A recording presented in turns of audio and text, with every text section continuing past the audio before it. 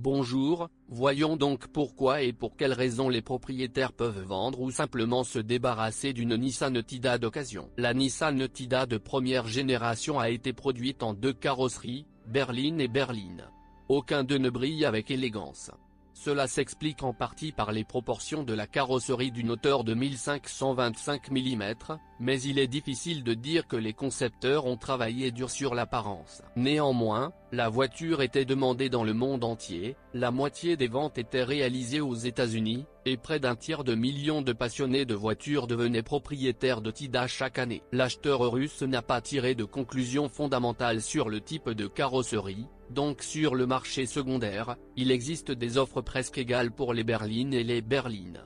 Il y a aussi un plus en l'absence de raffinement de design, la Nissan Tiida est intemporelle et ne ressemble pas à un extraterrestre de la dernière décennie. Si la carrosserie est intacte, il n'y aura aucun problème avec le fer même si la peinture est écaillée.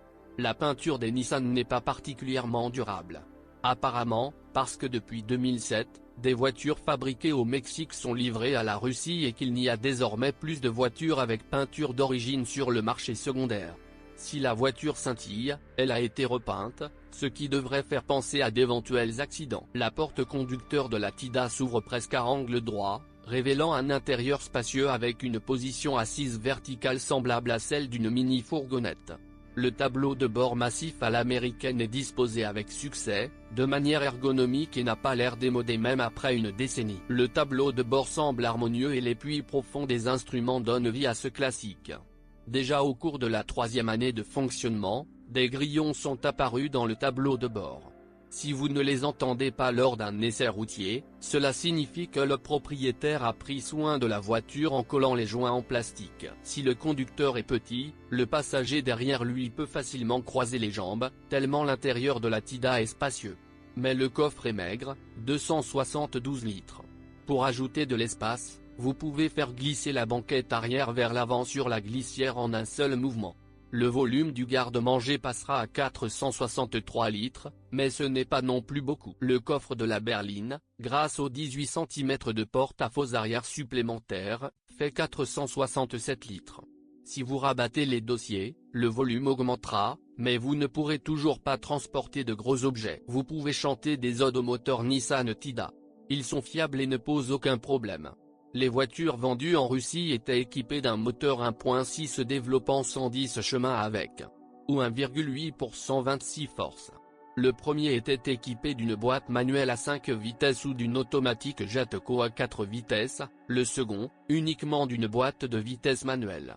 Apparemment, cela a conduit à une faible demande pour de telles voitures dans notre pays. Il est impossible de trouver un 1.8 plus puissant dans un état décent.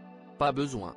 Il accélère jusqu'à 100 km seulement une demi-seconde plus vite, mais consomme 1 litre de plus. L'entraînement par chaîne de distribution dure plus de 200 000 km, le moteur lui-même tourne environ 300 000 km avec un entretien et des vidanges d'huile appropriées.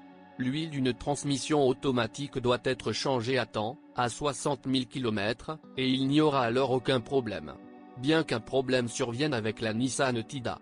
Il s'agit d'une usure de l'embout en plastique du sélecteur, qui fait passer celui-ci du mode D au mode N, ce qui est assez désagréable au démarrage à un feu tricolore. De tels problèmes ne se produisent pas avec une transmission manuelle. L'embrayage fonctionne correctement jusqu'à 150 000 km, semblable à l'embrayage du Nissan Qashqai et du Nissan Juke des mêmes années. Ceux qui aiment entretenir eux-mêmes la voiture seront légèrement refroidis par la conception du moteur, ou pour remplacer les bougies d'allumage, il faut retirer le collecteur d'admission avec tout ce que cela implique. À la première occasion, mieux vaut installer des bougies d'allumage en iridium, qui dureront plusieurs années. La suspension élastique de la Tiida absorbe facilement les bosses, permet de suivre clairement la trajectoire dans les virages, mais n'encourage pas une conduite agressive en raison du léger roulis de la voiture.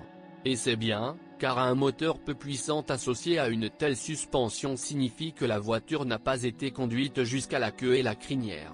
Tout se fait simplement, le MacPherson est devant et la poutre de torsion est à l'arrière, donc il n'y a pas grand-chose à casser ici. Avec un kilométrage d'environ 80 000 km, le moment viendra de remplacer les roulements de support, les roulements de roues et les cylindres blocs des leviers, qui sont remplacés uniquement en assemblage avec les leviers. Les travaux coûteront respectivement environ 1500, 1500 et 1500, Nissan s'est toujours distingué par sa régularité enviable. Mais le montant à payer pour les pièces dépend de la situation financière du propriétaire. La fourchette de prix diffère parfois de moitié. D'où la conclusion, lors de l'achat d'une voiture avec un kilométrage d'environ 80 000 à 90 000 km, vous risquez de devoir payer des dépenses pour les réparations programmées. Il est donc préférable de se renseigner auprès de l'ancien propriétaire quels travaux ont été effectués sur le châssis. Alors, des petites choses. Les techniciens de service suggèrent généralement d'éliminer les cognements dans la direction en remplaçant l'arbre, bien qu'il suffise de changer les traverses. Et un tapotement par le bas indique une usure des blocs silencieux du faux châssis, et, encore une fois, il n'est pas nécessaire de le changer entièrement. Si le démarreur grince, vous devez remplacer le lubrifiant de l'enrouleur et il est préférable d'installer préventivement une nouvelle pompe à essence dans le réservoir.